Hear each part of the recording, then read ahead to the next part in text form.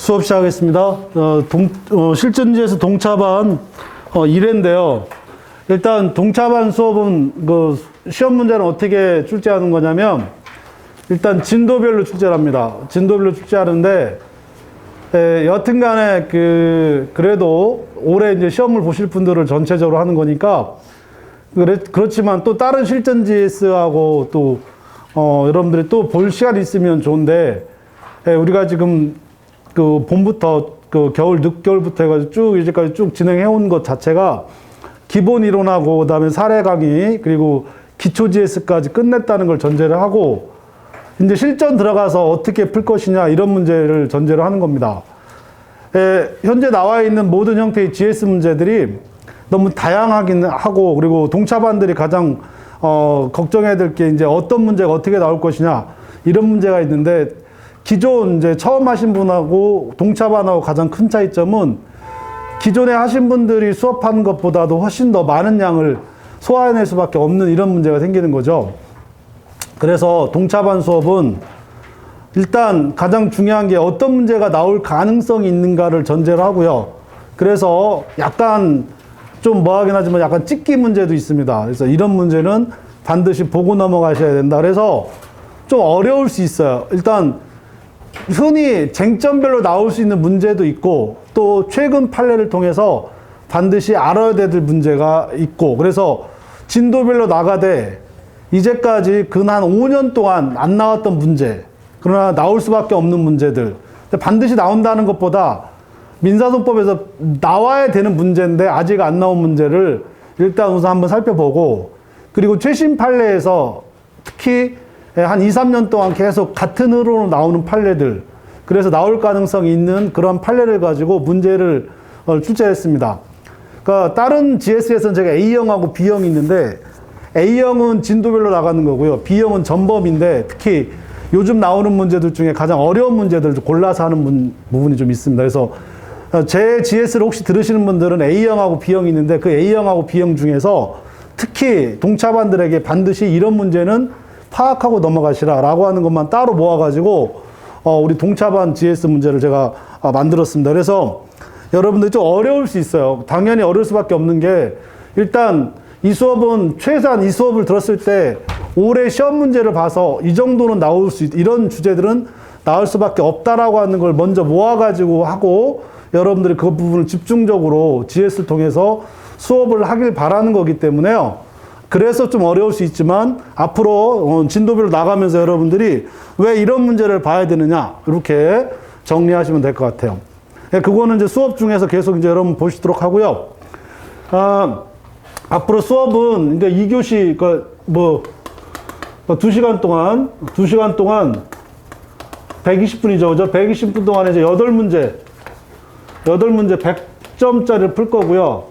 지금 해설 강의가 보통 지금 4시 보통 한 10분부터 5시 30분까지 이렇게 이제 정해져 있는데 기초 GS만큼은 아니더라도 첨삭은 아니더라도 어느 정도 여러분들이 어떤 문제를 잘못 못 풀고 하는 것은 제가 그때 잠깐이라도 시간을 내 가지고 한 30분 정도 돌아다니면서 여러분들 이 문제는 꼭 한번 해야 되겠다라고 하는 건 약간의 첨삭은 있을 수 있겠다. 그래서 보통 한 30분 정도 잡아주시면 됩니다. 그래서 보통 4시 30분부터 30분이나 40분부터 대략 한 5시 50분까지 보통 1시간 한 10분 정도가 해설 강의가 있을 거니까 혹시 여러분들이 5시 반에 수업을 끝나고 나서 약속을 잡고 그러면은 시간이 좀 오버가 될 수 있으니까 그거는 좀 조절하시길 바라고요. 수업 중에 바쁜 일 있으면 가셔도 상관없습니다. 일단 최대한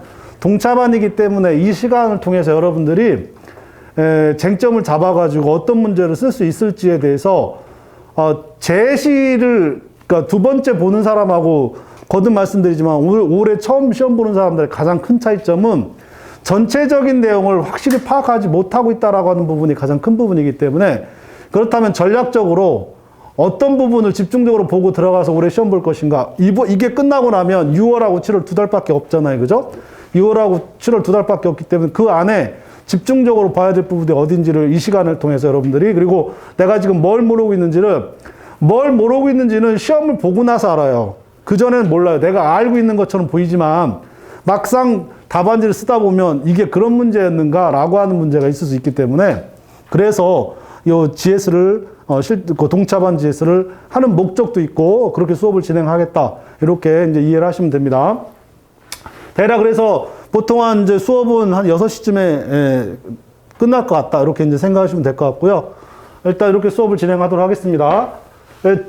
기초 GS만큼은 뭐 많이 하진 않을 거예요. 첨삭은 많이 하지 않고 일단 형식적인 부분보다 내용적인 부분을 굉장히 중요시해가지고 이 부분에 대해서 여러분들하고 같이 생각해 볼 수 있도록 하겠다 이렇게 생각하시면 될 것 같습니다.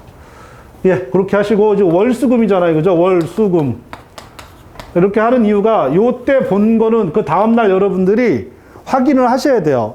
이게 자꾸 미루면 끝없이 밀려져. 아마 내년 이맘때도 못할 수도 있어요.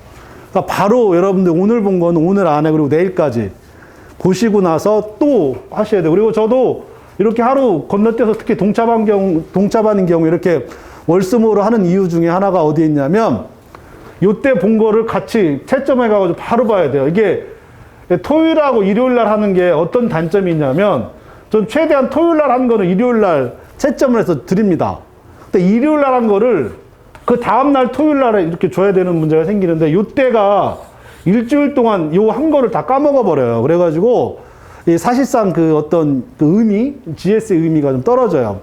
그래서 이것은 그래도 제시니까, 제시 이상 수업이니까 이게 가능하다 하더라도 동차반은 요 갭이 크면 클수록 그 문제의 어떤 풀이라든지 어떤 현장감 그리고 그 어떤 긴장감이 떨어지기 때문에 일단 최대한 빠른 시일 내에 회복할 수 있고 그 문제를 보고 나서 그 다음에 확인할 수 있는 요게 계속 반복이 돼야 되기 때문에 그래서 월수금을 이렇게 하는 것이고 앞으로 9번 동안 할 겁니다. 그래서 8번까지는 진도별로 나가고요. 8번까지는 8회까지는 진도별로 나가고 9회는 전범위에서 한번 보도록 하는 형태로 좀 잡아는 놨습니다. 잡아놨는데 여튼 뭐 쉬웁진 않아요. 동차반이라고 해서 저는 절대 무시할 생각에 오히려 동차반을 봤는데 기초하고 다르다 똑같다 이러면은 그거는 문제가 아니에요. 지금 여러분들 문제 풀었는데 이게 실제적으로 여러분 들어가시면 그 느낌이 그대로 아마 올해 보시면 나올 거라고 생각하시면 됩니다. 그래서 대개 이거를 안 하고 들어가신 동차반들 수험생들은 뭐냐면 올해는 경험상 봤어요. 이렇게 하는 경우가 꽤 많아요. 근데 그렇게 할 필요가 없어요. 경험은 지금 하시면 충분하고 잘해가지고 올해 최소한 55점, 60점 가까이 60점 넘어가기는 좀 힘들고요. 일단 힘들고 동차반이 60점 넘어가기는 거의 불가능하고 그 전날 할아버지가 밤에 나타나가지고 알려주지 않나 힘들어요. 근데 할아버지도 8문제 다 알려주진 않아요. 보통 한두 문제 알려주는 경우가 있는데 뭐 그런 정도 이렇게 생각하시면 됩니다. 그래서 앞으로 수업을 이렇게 진행하도록 하겠다라고 하는 것이고요. 1번 문제를 보면 맨 처음에 우리가 신의칙부터 나와요. 그죠? 요 신의칙 문제를 전제로 하는 겁니다. 그래서 1번의 문제를 보시면 해설지가 두 가지가 있어요. 지금 요 원고지 형태로 우리가 지금 이렇게 쓰는 형태가 있고요. 그러니까 이렇게 쓰는 거다라고 예시를 주는 거고 이거는 뭐 큰 의미 없습니다. 그래서 주로 우리가 수업 진행해 나갈 건 요거 해설지입니다. 요 해설지는 3회 정도까지만 나갈 거고요. 원고지에 우리 앞으로 수업은 요걸로 나갈 거고 3회 정도 가면 그때부터는 최고 답안을 제가 따로 복사를 해가지고 이렇게 드리는 방향으로 해서 같이 이렇게 보는 방향으로 할 겁니다. 그죠? 그러니까 원고지 쓰는 거는 큰 의미는 없고 일단 내용을 파악하셔야 되는데 일단 1-1번 문제를 보면 여기에서 이것도 이제 판례를 그대로 갖다가 이제 놓은 판례고 요게 이제 가장 리딩 케이스 중에 하나인데 심신미약을 이용했다는 거잖아요. 그죠? 심신미약을 이용해서 자기의 채권에 대한 집행을 목적으로 하는 재산을 이전시키게 해놓고 그걸 통해서 자기의 채권을 보존하려고 하는 이러한 소송 형태 이거에 대해서 강제 집행이 들어오니까 원래 배우자였던 사람이 이 강제 집행에 대해서는 뭔가 잘못되어 있다 이의 신청하는 거죠. 청구이의소. 그래서 청구이의소.